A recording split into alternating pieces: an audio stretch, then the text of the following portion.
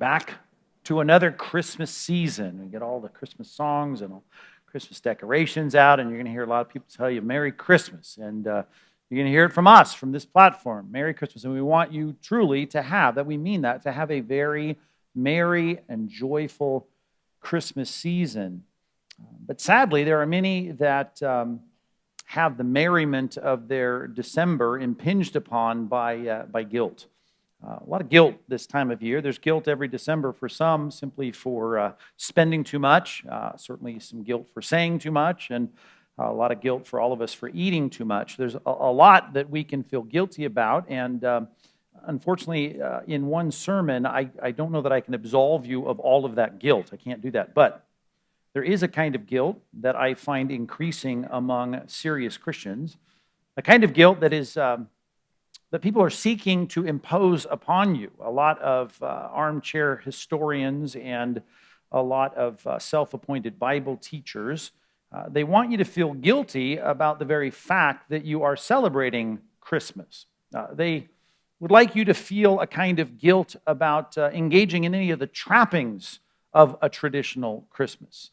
And if they haven't gotten to you yet, they will, and they're trying, because they're the kinds of folks that are going to come on the scene, look at all that you do that reflects a lot of our cultural Christmas traditions, and they're going to start talking about Druid priests, and they're going to talk about the cultic use of evergreen trees, and they're going to talk about the worship of Saturn and the winter solstice, and they've got all kinds of things to say to you that sound very interesting as it relates to history, and guilt-inducing as they say to you, if it isn't in the Bible, you shouldn't be doing it.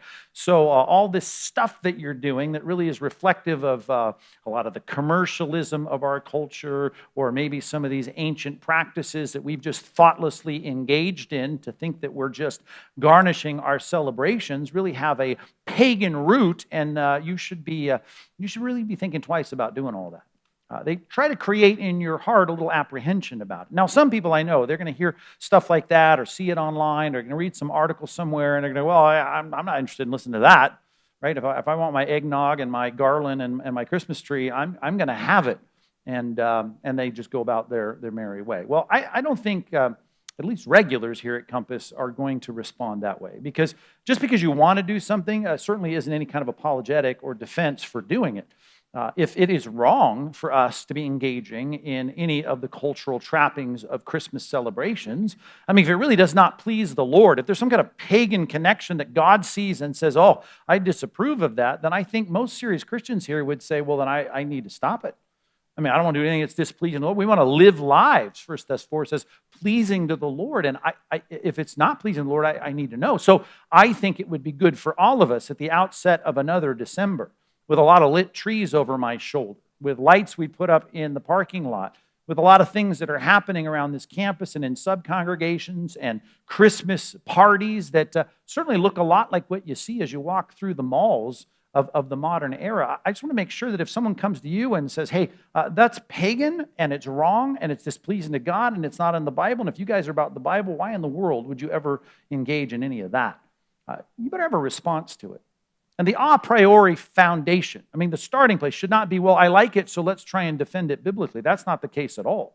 I really want to stand back and look at the fact, is there any justification for us engaging in a celebration on a calendar, and then even having a lot of things engaged in that celebration that reflect a lot of things that come from, I don't know, who knows where. And a lot of times, they're going to tell us where it comes from, and they're going to say, look at the connections here. How do we respond to that? Well, speaking of paganism, I'd like you to go to a book of the Bible that is seated in a pagan culture, a pagan context. The stars of the book have pagan names. As a matter of fact, this is such an interesting book. The name of God is never even mentioned in it. There are no prayers, there's no prophets, there's no miracles. It's in a foreign land, and I think it would teach us something about the way God thinks about man-made celebrations. And I want to take you to the end of the book, at least the penultimate chapter of the book, in Esther chapter 9. And you're already turning there if you're a Sunday school grad, because you know there's only one book in the Bible that doesn't mention God's name, doesn't have a prophet, doesn't have a miracle, doesn't have a prayer in it. It's the book of Esther. Esther is the heroine of the story. She's the one who marries the Persian king. This is in the 5th century BC. And you remember the biblical flow of history where God takes his people because of their idolatry and sends them into the Babylonian captivity. Well, the Babylonian Empire was overcome by the Persian Empire, the Medo-Persian Empire initially, but the Persia became the dominant world leader, and the expanse of the kingdom of the Persian Empire in the 5th century was huge.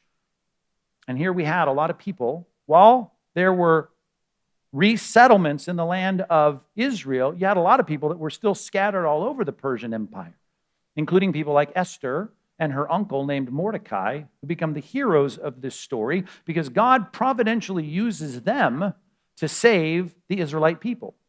Because it's no surprise, as we've seen throughout history, even modern history, that many people put their sights on the Jewish people and they call them out as a group, an ethnic group that they want to exterminate. And sure enough, the threat of genocide was very real in the book of Esther. Now, a lot of pieces to this dramatic story, but when Mordecai refuses to bow down to a high official in the Persian kingdom, a man named Haman, the villain of the story, he gets so hacked off, he says, I'm going to make sure that not only Mordecai, but his whole ethnic group that really doesn't belong in Persia anyway, I'm going to have them wiped out. And he had the power to do it. And so he rolls some dice, it's called pur in the Persian language, to figure out what day they're going to do this, hoping that the gods will bless them in their extermination of these horrible people that are scattered throughout the Persian Empire. And they pick a day. It's the end of the Jewish calendar, a book of Adar, and they find a day there, and the Persian calendar was different, but it was the same day on the circuit of the earth around the sun. And they said, this is the day we're going to go to war against the people of the Jews. Well, Esther, if you know enough about the story from Sunday school, you remember she becomes the king through a beauty contest. Interesting story. She's in a position now of power. Mordecai is able to utilize that relationship to turn the heart of the king and ends up flipping all of this threat from Haman to having him actually killed in the very gallows that he had built for Mordecai.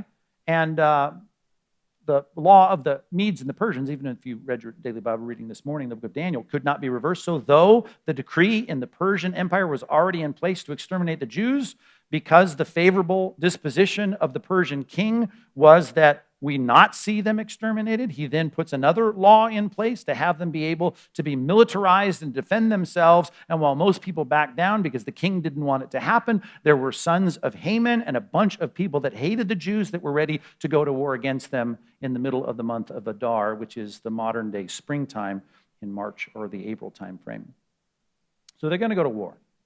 And they're going to kill them. But there's not many left, but those that are left to fight the Jews really hated them. And so the day came, and because of the favor that was granted through Esther to the king, they were able to mount a defense and wipe out those that were rising in the Persian kingdom against the Jewish people, and they find victory. So there's a short synopsis of the first 8 chapters. In chapter 9, they celebrate this victory. The victory takes place in the first half of the chapter. Drop down to verse number 20, and I just want to study just a few verses here near the end of Esther chapter 9, and I want to find a template in this particular book, a book that I think will play into the argument that, hey, maybe we shouldn't be so quick to believe the YouTube historians when it comes to their impinging of our merriment with guilt. We should maybe think about even what the reality of this particular celebration is. It ended up becoming a holiday on the Jewish calendar, one of the 9 feasts of Israel called Purim. And I just want to think through this as a paradigm and see if we can't take that paradigm and take a look at the modern practice of Christmas and find any transferable concepts and principles that will rightly and accurately and fairly apply to what we're dealing with today when we think about putting up stockings by the fireplace. Okay? So let's look at this in verse number 20. Mordecai, after this victory, is going to write a letter. The Persians, by the way, had perfected the postal service in that day. It was known for that in the 5th century. And so there's a lot of discussion about letter writing and letter delivery throughout this book. But it says, Mordecai recorded these things and sent letters to all the Jews who were in all the provinces of King Ahasuerus, who was also known as Xerxes in the Old Testament. So he's the Persian king, both near and far, which is thrown in to remind us of how efficient the postal service was. And what was the letter all about? Well, they were already rejoicing because they had won this war. They were slated for obliteration, and slated for genocide, and they end up winning, and now they're at peace, and now he obliges them to continue to do what they were already doing, and that is they're having ticker tape parades, and they were celebrating. He was obliging them, these Jewish people who were saved, to keep the 14th day of the month of Adar and also the 15th day of the same month, and to do that year by year as the days on which the Jews got relief from their enemies. Wow, victory. They were saved.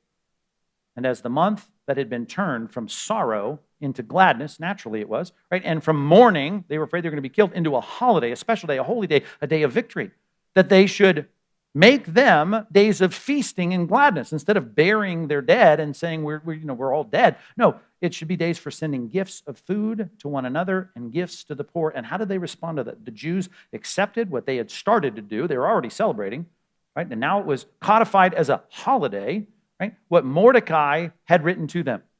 So this is not a prophet, this is not a leader, this is not Moses, but becomes one of the feast days of Israel in the calendar.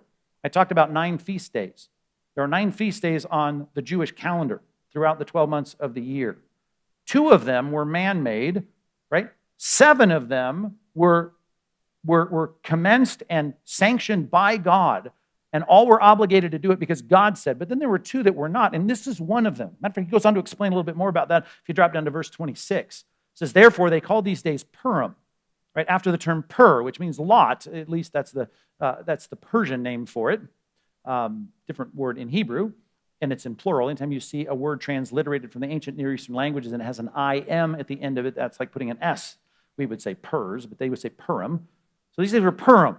Reminds us, by the way, of Proverbs 16:33, which talks about the fact that the lot is cast in the lap. In other words, dice. You might roll the dice, as they often did in various things that they would try to decipher, but the decision, it all comes from the Lord. In other words, there might have been a die that was rolled to figure out when to kill the Jews, but God was, quote unquote, rolling another die, and the dice, right, ended up being the combination that ended up saving Israel in such a dramatic way that you didn't even need to mention God's name, and it was clear that God was saving these people.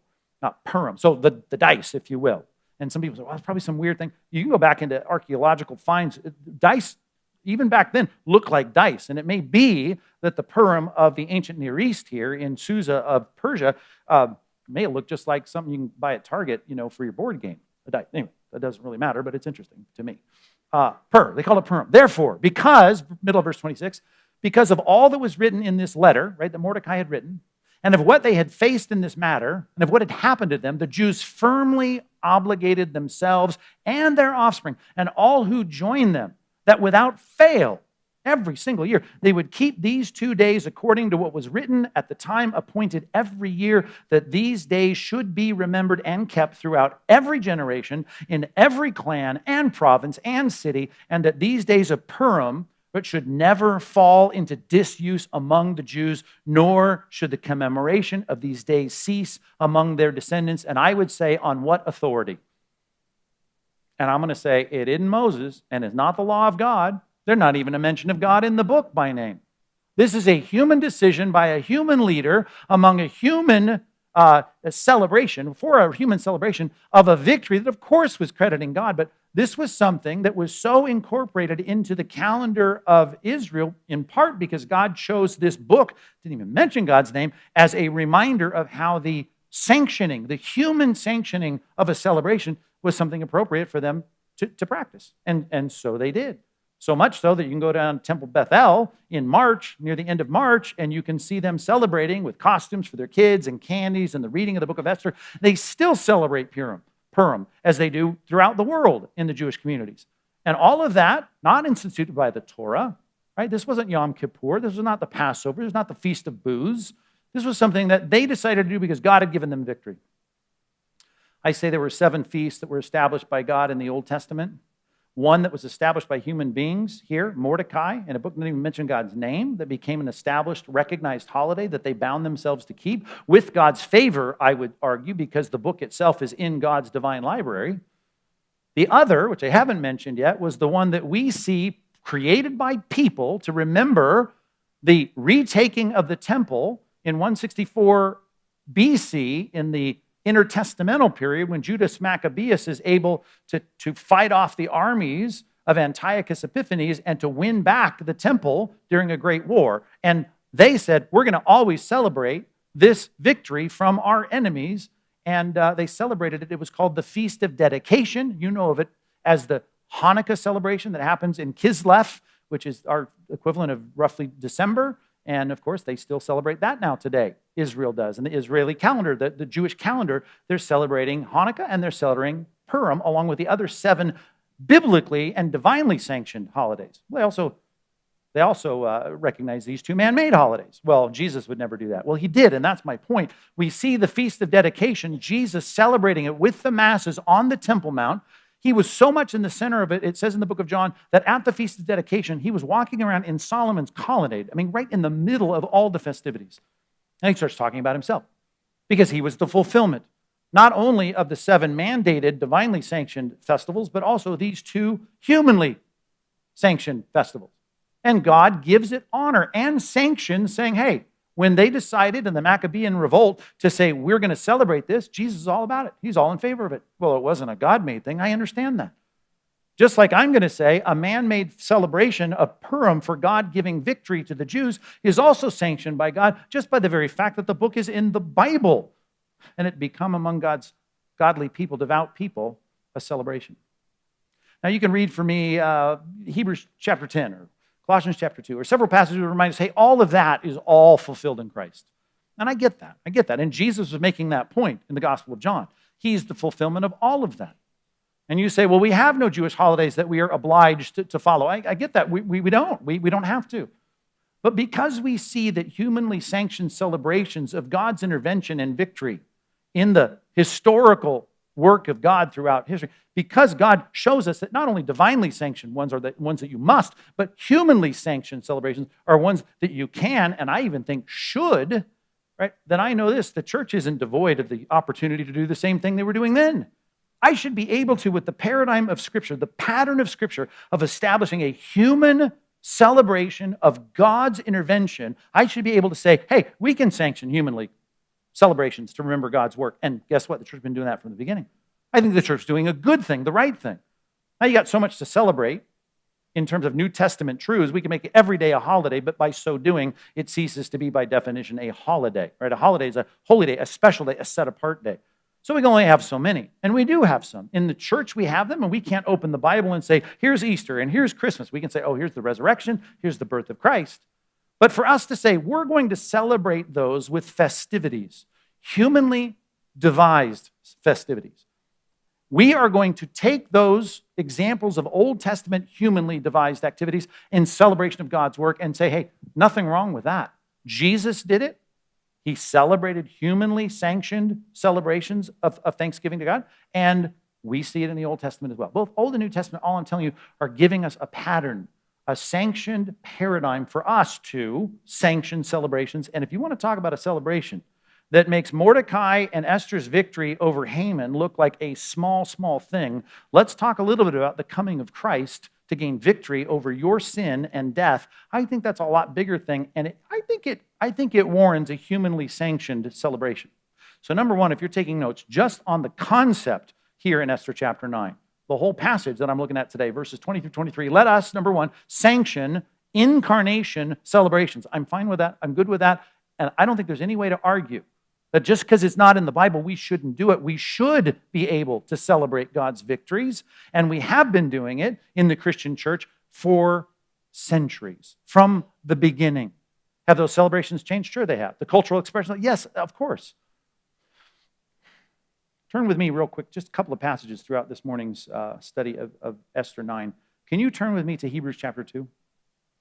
Because if we're going to talk about the story of Esther, you might be tempted to go back and read the story, and you should. You should check it out. There's a lot of great twists and drama, and it's an amazing story. But all of it will pale by comparison to what we have decided to sanction as a celebration on our calendar and to say, this is what we're going to do. We're going to do this every year. We're going to oblige ourselves to do this and make it a special celebration. Well, Hebrews chapter 2 gives us the reason why. I mean, here's the thing we're celebrating. Look at verse 14. Since, therefore, the children share in flesh and blood. Children, by the way, you can glance back up at verse 13. The quotation there, behold, I and the children God has given me. That's an Isaiah 8 quotation, but Jesus said it a lot. Like, the Father has given me this group of people. I am the shepherd. He's given me these sheep. These are my people. So he's got people, a gift from the Father to the Son, and those are his disciples, his people, including us through the ages. John 17 makes that clear. He has got these children now. He's got to somehow expiate their sin. He has got to get rid of the blot of their transgression. He has to somehow cancel out their sin. Well, since the children, right, are flesh and blood, right? He himself, likewise, you want a definition of the incarnation? Here it is, takes on flesh. He partook of the same things. What things? Flesh and blood. The Son of God, existing eternally in an eternal triune fellowship, takes on now flesh and bone. Got metatarsals, got a femur, got a radius and an ulna, got a cranium, takes on all the bones, all the blood, all the sinews, all the nerve endings, all the vascular system, lungs. He takes on all the things that are like us to do something, right? To represent us before God in righteousness and to absorb penalty of sin in human sin. He's going to do all. Likewise, he partook of the same things that through death, his ultimate expiation of sin, his propitiation on the cross, might destroy the one who has the power of death, that is the devil, and deliver all those who through fear of death were subject to lifelong slavery.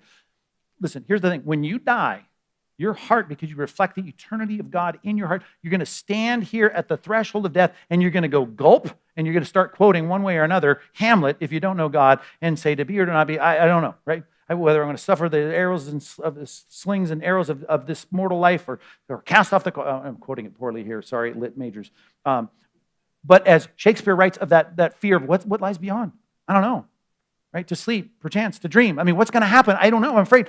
That fear of death completely eradicated by the fact that you can make peace with your Creator through trust in Jesus Christ. How did that happen? Christ, the eternal Son of God, had to take on flesh and bone, live the righteous life I couldn't live, die the death I should have died, have God's wrath absorbed in that death, so that I now can face death and say with Paul, for me to live is Christ, to die is gain. To say the fear of death is gone. Even the grieving of Christian death, right, is now tempered with hope. And I know that this has all been victoriously overcome. To use the word victory, it's used over and over in 1 Corinthians 15. Right? This victory that is granted to us in Christ. Right? Thanks be to God who gives us the victory over what? Over death. Right? Oh, death, where's your victory? It's gone. We no longer fear that because Christ has come and taken on human form, lived in our place and died in our place. Mordecai and Haman, that's nothing compared to Satan, who would love as a thief, as a murderer from the beginning, Jesus says, who comes to kill, steal, and destroy. He would love to have you have the same experience in eternality as he's going to have, and have you destroyed and to be punished for your sin, just like he's going to be destroyed and punished for his sins. He would love to have that experience for you, and he wants you like a roaring lion. He'd love to devour you. He'd love to see more and more people in a place of God's righteous judgment, but you have had that reversed because our victor has come and put on human flesh. When God sent his Son to do that, and the beginning of this whole redemptive process, Christ taking on the same flesh and blood, I think that incarnation of having the righteous payment of our sin, taking on human, I think that's probably worth celebrating. I mean, I think that's something we should celebrate. Do you think maybe we should close our shops for a little bit of time and do some things and give some gifts and make some extra food? And I think that might be a good thing to do. And because I see that God has given favor to the sanctioning of those things from a human perspective, when in our human minds, our human culture, we say, let's do this, and God goes, yes, thumbs up, Old Testament, thumbs up, New Testament. I'm going to say he's going to give a thumbs up to us celebrating the incarnation. And I think we ought to sanction that. In our minds, we ought to say, we are going to do that. They oblige themselves to keep this year after year after year on the calendar in a 365-day cycle. We're going to come back to this and celebrate it again and again and again and again. And it followed the pattern of the Old Testament ceremonies, whether it was Yom Kippur or whether it was the Feast of Tabernacles or whether it was as the Feast of Unleavened Bread. All of these were annual celebrations. And I think every year in our lives, we need to have that sense that here comes another reminder of the connection to something God has done. Okay, maybe, Pastor Mike, but still, the whole thing you got going on the stage there, that's just pagan. You need to know that. Pagan. Again, if you want to connect anything in this life to paganism and say because there is a connection, in definition or history or use to paganism, you therefore must avoid it and not be a part of it, then I would take you back in your minds to the book of 1 Corinthians and remind you of this, that we in this world are always going to make use. Matter of fact, let me turn you to one passage, right? 1 Corinthians. Let me take you to 1 Corinthians and just deal with this concept here of how we cannot live with this sense of detachment from not utilizing anything in the world with a pagan background. 1 Corinthians chapter 9. Let me find it. Again, I don't know why it's not in my notes. I said 9, I meant 10. Well, I didn't mean 10. I meant 9 when I said it, but I should have meant 10. Paul had already talked about you can't leave the world, right? I mean, you can, but you shouldn't. You should stay in the world as long as God wants you in the world. And if you're going to be in the world, you're not going to be able to avoid interaction with pagan-rooted things. Well, they had a lot of paganism going on in Corinth, and including a lot of things that were happening to take their food in sacrifice to idols, and because idols don't eat them, right? You had all of this dedicatory and mystical, prayerful giving over of things that were sacrificed to the idols of the day. Cities like Athens full of idols, and in Corinth, all kinds of idolatry. And so if you were going to go to the meat store, right, the butcher, you were going to have things there that had already been ceremonially sacrificed to idols. And so there's pagan connections, is what I'm saying. Drop down to this passage to verse 23. It's about all things are lawful, not all things are helpful. All things are lawful, but not all things build up. Okay? That's the concept, and we've got to decide, well, what is lawful, what isn't. Well, if you think about it, when it comes to my concern for others, verse 24, let us seek not his own good, but the good of his neighbor. I still want to deal with the fact, though, but is it inherently wrong? So he deals with that in verse 25. Eat whatever is sold in the meat market without raising questions on the grounds of conscience. Now, we could spend the rest of our Sunday looking up online all the things that might raise questions of conscience regarding everything that relates to Christmas, traditional American Western celebrations. And you could say, I could spend all day doing that. And you're right, you could do that. But here's Paul's response to people that are going, I don't think we ought to do this because of a pagan connection. He now quotes Psalm 24:1. What's the next verse? He quotes the Old Testament. The earth is the Lord's and the fullness thereof. Guess what? The butchered meat that was there, filleted by a priest or a priestess, or who knows, maybe a temple prostitute, to give that to an idol and then did it in the ceremony, now has it left over and sells it for a decent price at the meat market in Corinth, right? All of that, here, guess what? All of it belongs to God anyway. And there's nothing mystical or magical that somehow makes it inherently in and of itself wrong. Matter of fact, you got to remember, the earth is the Lord's and the fullness thereof. And you can say, well, I read something about, the pagan connections of this, that, or the other as it relates to Christmas celebrations. And I'm saying if you want to get into the place of finding pagan connections, you can find them. And if you do, you're going to be stuck. Do you like cake? Do you like cake? Do you like cake? I like cake. Chocolate cake? Definitely the best. Think about that. Do you understand cakes? Big part of idolatry was cakes, the making of cakes. In Greco-Roman worlds, of giving cakes and offering cakes to their gods and goddesses. Not only that, to decorate them and to even have candles upon them. Right? The case for the pagan origins of cakes, and especially birthday cake, you can find that all over the place. If you look for it, you can find it. You can find the pagan roots of just about everything, but I'll bet you probably, when your 7-year-old was having a birthday party, I bet you burned a few wax-wicked things on the top of a decorated sugar pod with icing on it, right? And I bet you didn't feel like a pagan until someone like me gets on the stage and goes, that's a pagan thing you're doing there, right? And I think you should respond with Psalm 24. The earth is the Lord's and the fullness thereof, including rich, deep chocolate cake with burning flames on the top of it. And if I want to utilize that to celebrate the life and the gift of life in my child, listen, here's the deal. Back off. And you need to stop with all of that. Well, I read Jeremiah 10 talks about decorating a tree and pulling a tree out of the forest and setting it up. Keep reading. That's about an idol. That's about building an idol and decorating it with silver and gold after you fashion it into a picture and or into some kind of image, and you bow down and you worship. You trust in it because you think it's going to do evil if you don't appease it, or bad in your life if you do. There's one single moment of worship or fear that I have over the divine power of the tree that I was forced to put up on the week of Thanksgiving. Not a single, sorry, that kind of defies a little bit of what I'm getting at, but I'm trying to get over it myself. I'm getting at the fact that there's no engagement at all with whatever you might see as some connection. That's a complete misuse, by the way, of Jeremiah chapter 10. But you want to talk about druids or summer solstices and all that, which, by the way, he wasn't even born in the wintertime, in December 25th.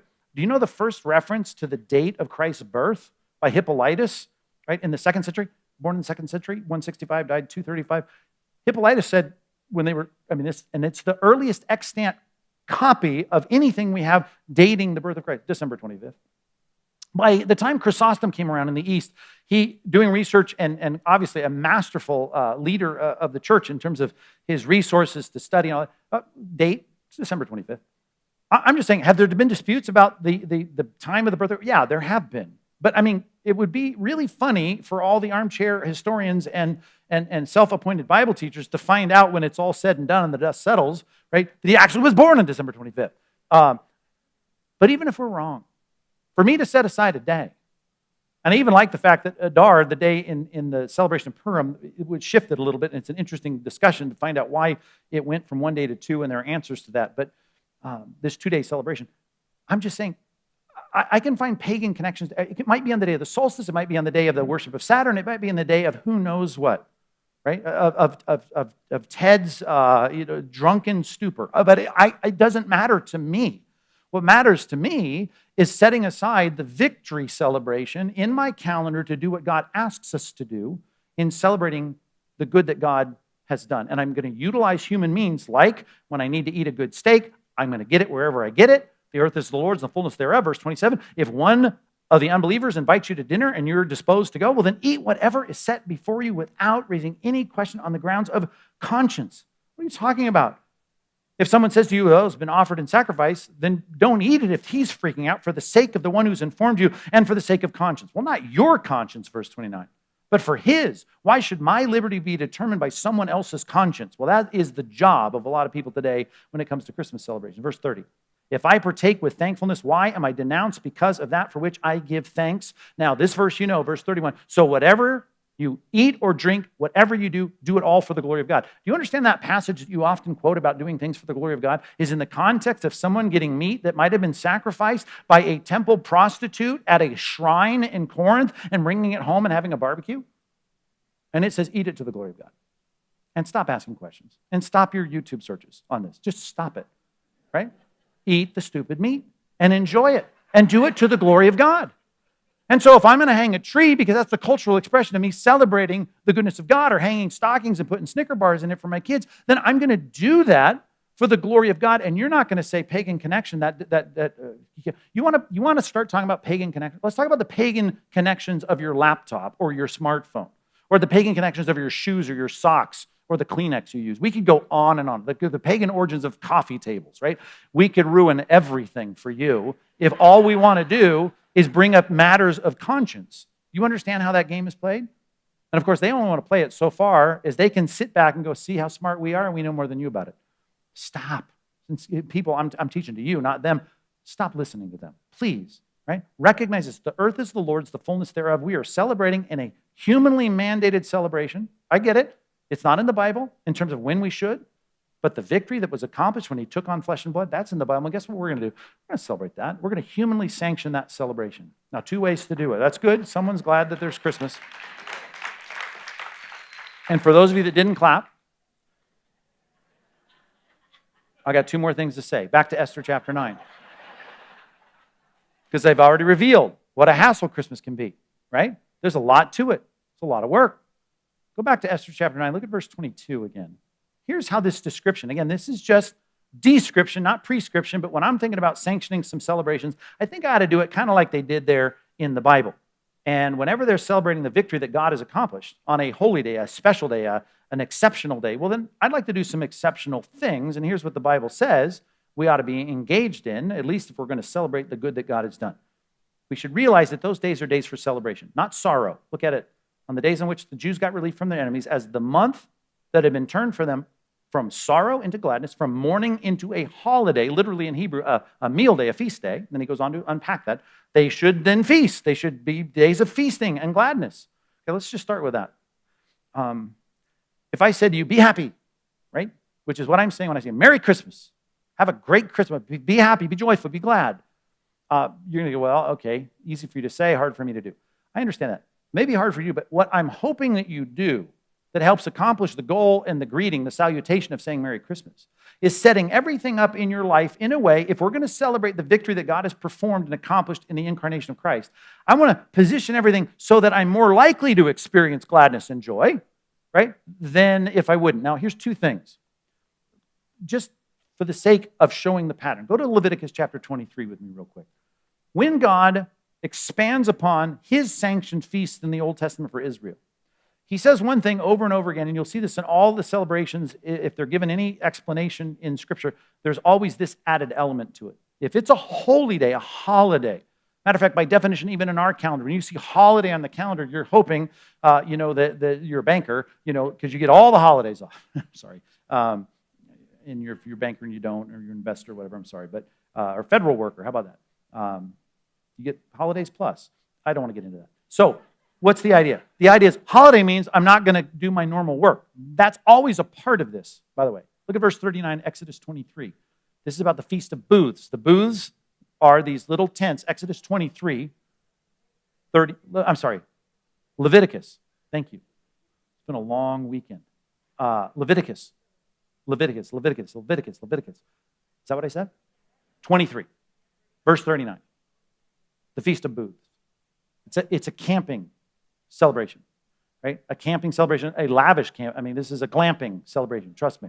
You are going to pull out all the stops. But one thing you can't do is ordinary work. You're not supposed to do any regular work. It's called a solemn 15th day, verse 39, of the 7th month, when you've gathered in the produce of the land, you shall celebrate the feast of the Lord for 7 days. On the first day shall be a day of solemn rest. On the 8th day, a solemn rest. So you've got these Sabbaths there that are put between this week of feasting. But that, you'll see, is a pattern throughout the explanations of God's feast days when you're celebrating something good that God has done, like this celebration. The Feast of Booths, or the Feast of Tabernacles, was God brought us through the wilderness, our forefathers.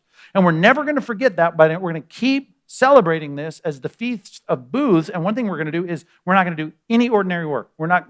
That's a phrase you'll find, by the way, in the Bible regarding his feast. No ordinary work. Solemn days of rest. I'm going to stop doing the things that would be promised in Scripture to bring me problems. I say that because in Genesis 3, work to earn a living is supposed to be, we try to mitigate it, but it's supposed to be thorns and thistles and sweat. That's how it's described.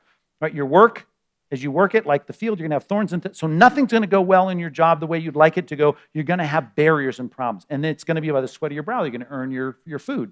So what you're supposed to do on a feast day, if you're going to celebrate God's victory or the good things God has done, you're supposed to stop doing things that you know generally are going to cause the headaches that you're going to have in earning your bread. So no regular work. We stop doing it. Now, is there going to be work involved? Lots of work involved, right? And if you do festive celebration, you know how much work it is, but no regular work. The work that you go through normally that brings you the kind of grief and the scabs of thorns and thistles, that needs to stop. You need to take that time and say, I'm not going to focus on the pressure of the spreadsheets, the board meetings, or any of that, and I'm going to take a break from all of that. Solemn rest. No ordinary work.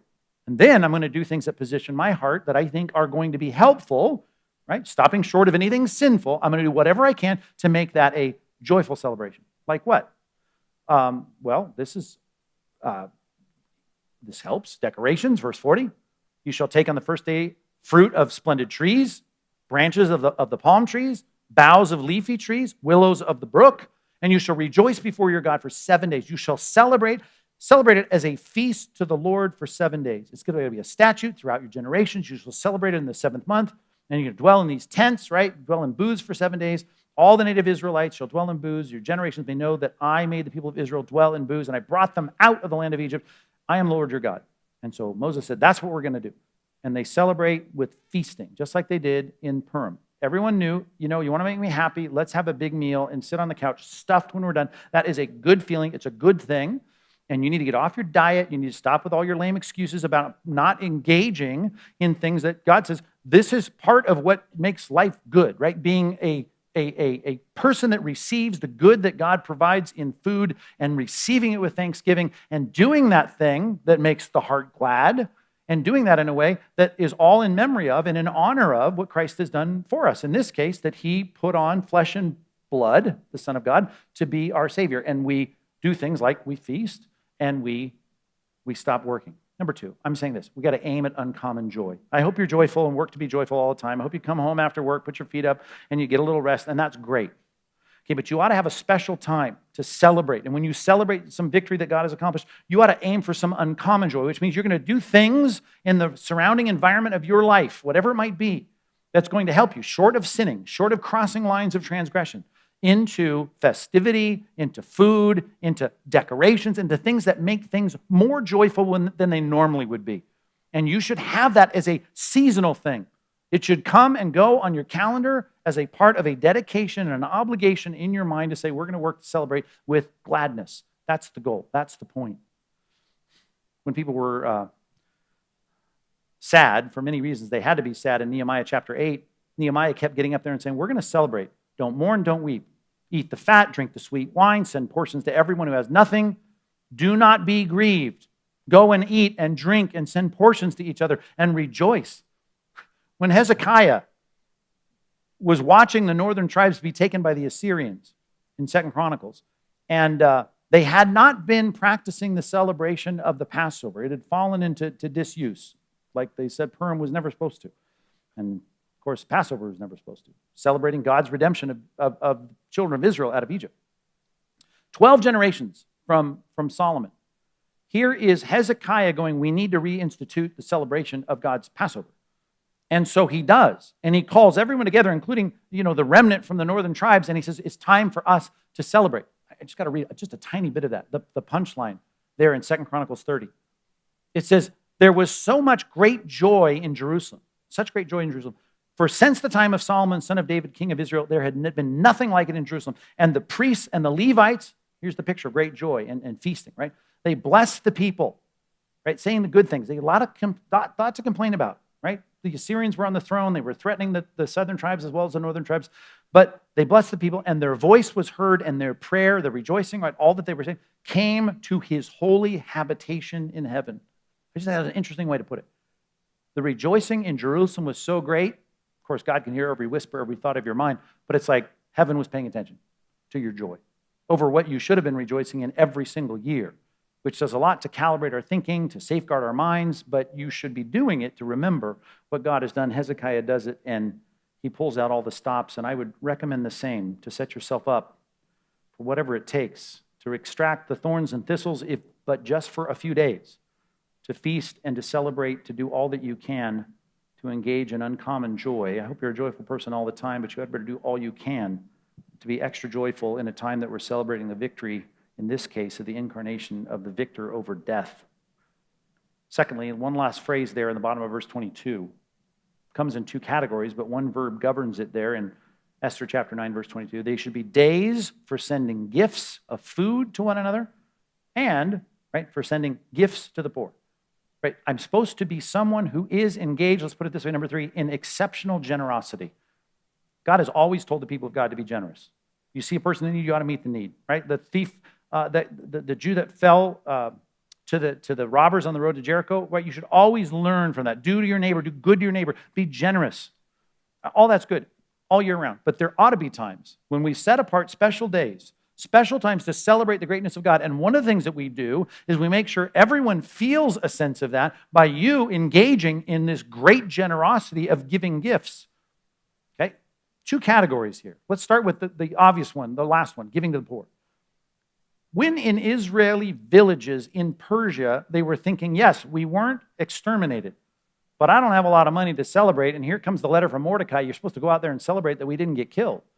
They're going, well, I don't really have much I pull out my can of SpaghettiOs or make a pineapple sandwich or whatever they were going to do, right? It's just like they don't have much. Well, if you had Jews down the street that had more, they were supposed to give gifts to make sure that you could celebrate the thing that you were supposed to celebrate to make your heart glad and joyful. So these gifts were supposed to be given, and you're supposed to be giving gifts to people to help them celebrate. Now, the Persians didn't care, and they didn't celebrate much the overcoming of the genocide of the Jews, although some did, as we learned later in chapter 9. So even they were engaged in this, but the real purpose was for the Christians, I'm thinking now about the incarnation, to celebrate the incarnation. I want to make sure that my Christian brothers and sisters have what they need, and those that are less endowed with economic advantages, I'd like to give to them so that they can have a very Merry Christmas. And one of the things that they get is the generosity of those that are better off than them to make their holiday great. That's the picture of giving to the poor.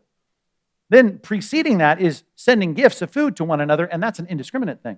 It's, of course, among the people of God, and that's the idea, though I'm saying you should certainly send gifts to whoever you'd like to at Christmas, but there are the people of God giving gifts to each other when they think, well, I don't really need that. You don't need to send me a casserole because I could make one myself. I understand that. But the giving of gifts is part of the celebration that you see all throughout the festivals of Israel, including the man-made one here. They're just following the pattern. Give gifts. Give gifts to each other. When there's joy, there ought to be that kind of expressed and exceptional generosity that overflows. I mean, there's stuff that I could buy for myself, but there's something about the joy that is received that you get when you're the recipient of those things. And you're like, I didn't expect that. And you gave that freely and joyfully and extravagantly. And that's a trigger, an impetus, a motivation of joy. And if that's the point, in other words, for me to aim at joy and do everything I can within my environs to set myself up for joy and gladness to celebrate the victory of God, in this case, the incarnation of Christ, then I ought to be making sure that I'm doing all I can laterally to make that happen around me, the giving of gifts. When Paul talks about giving gifts in 1 Corinthians chapter 9, all the things that they were talking about there, which was not the support of the church. He talked about that earlier in the book. Of course, you're supposed to support your church, but he's talking about giving to other Christians in that passage, and he ends it with, thanks be to God for his indescribable gift, his inexpressible gift, a gift that you can't even contain. Even if you think about Mordecai and Esther risking their lives, think about that, right? The giving that you give is in the shadow of that great giving that they gave of their well-being, and they risk their own health and their own life for that. Think about Christ. Christ gave his all, right? God had him lay down his life for us. 1 John 3 says, then I ought to lay down my life for each other. And now I'm picking a special day to say, now I'm really putting that into turbocharge, and I'm going to give even more than I normally would. That's the picture in the Purim celebration. And I think it's a good pattern for us if we're going to sanction celebrations of God's victory, particularly through the incarnation of Christ to deliver us from our sins. We ought to celebrate it. We ought to aim at joy, an uncommon joy. We should always be joyful, but extra joy. And we ought to always be generous, but we ought to aim at a kind of exceptional generosity. And I should engage in that for the good of the celebration itself in honor of Christ. I'm not saying you got to, put the elf on the shelf, or, there's a lot of things you're like, I don't even see how that fits. Fine, great. But for you to pull out a few of the stops and make Christmas festive, it's a good thing. And I would say one of the things you need to do, and it's interesting that Santa Claus has become, such a feature in American, pop Western culture. And we've often forgotten, and I've preached on this, and you can find these sermons about St. Nicholas, who was a pastor in a city of Myra in the 4th century on the Mediterranean coast. Born in Patera, moved there to Myra, he was a pastor, and he's known for his generosity. As a matter of fact, it is the historical precedent for the picture of the fat guy coming down the chimney and giving gifts.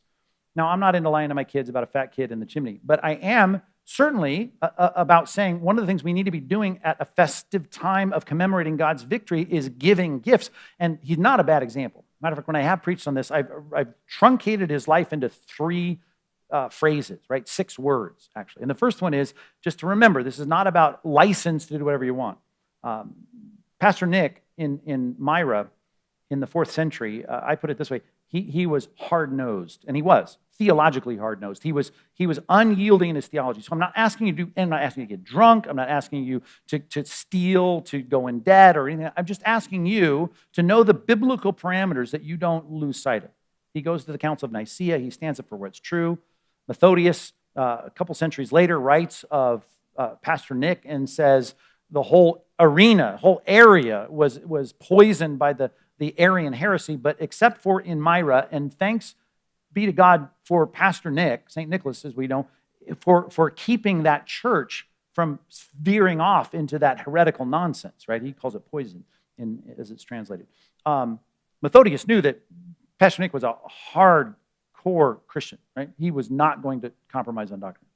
But he was also extremely compassionate. Matter of fact, the story that comes, it ends up being the precedent or the foundation for the whole stocking thing, right, is him giving gold coins to some gals that were going to be conscripted to a life of prostitution because they didn't have a dowry and they were poor. His heart was moved, and he did anonymously, apparently, this is part of the story, gave money to make sure that that didn't happen so they could have a dowry and they would have a normal life there in the 4th century. He was moved by people's stories. He looked at people that didn't have what he had, and he was engaging in that. He was soft-hearted. Hard-nosed, soft-hearted. And then I love this, and this is the whole point. This is why he got enlisted to be an embodiment of what should be happening at Christmas among God's people celebrating victory, and that is being generous. He was amazingly open-handed. Those are the 6 words I've used and taught in the past about. He's hard-nosed, he is soft-hearted, and he is open-handed. He gives to people, and like it says in 1 Corinthians chapter 9, you start giving, you start being generous. God loves to be generous to the generous so that you can be enriched in every way for every good work. Right? God is able to grant seed for the sower. Right? He's able to give more, and he gave a lot to Pastor Nick, and he was very wealthy, partly because of the story in his past. His parents had died. It was long. He had a big inheritance, nevertheless. He had money, and he used that money all the time, open-handedly.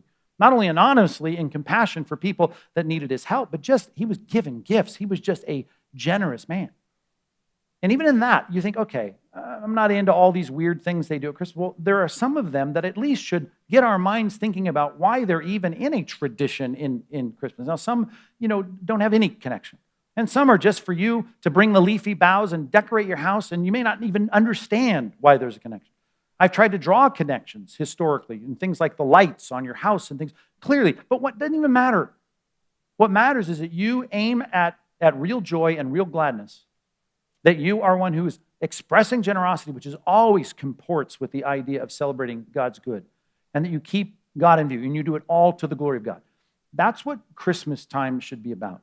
And when we say Merry Christmas, we should say, okay, positioning everything I can to have that experience because we're doing it in honor of Christ. And because they oblige themselves in man-made celebrations to do this, and they keep doing it even down to today, I think it's not a bad thing for our kids, our grandkids, our great-grandkids, until Christ comes back, to celebrate the incarnation of Christ and to do it with a lot of the cultural trappings of our expressions of Christmas joy, as long as your mind and your kids' minds and your grandkids' minds stay focused on what this is really all about, Jesus Christ, who came to conquer death for us.